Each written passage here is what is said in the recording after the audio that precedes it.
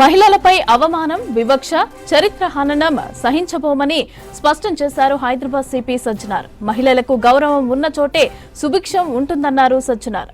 మహిళా అధికారులపైన ఉద్దేశపూర్వకంగా తప్పుడు ప్రచారం ఆందోళనకరమని అన్నారు.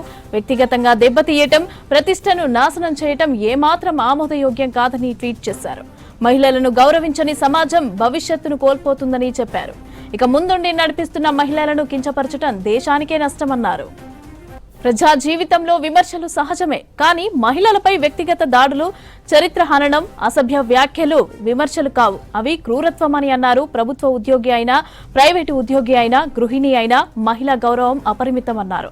టీవీ చర్చలు, సోషల్ మీడియా పోస్టులు, వార్తా కథనాల పేరుతో మహిళలపై దూషణలు అసహ్యమని అన్నారు సజ్జనార్.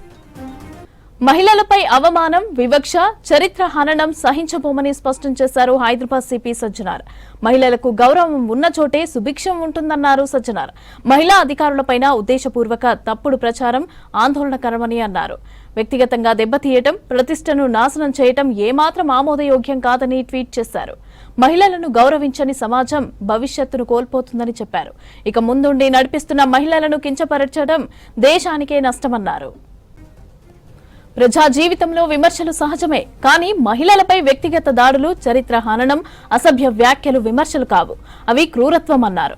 ప్రభుత్వ ఉద్యోగి అయినా, ప్రైవేటు ఉద్యోగి అయినా, గృహిణి అయినా మహిళా గౌరవం అపరిమితమన్నారు.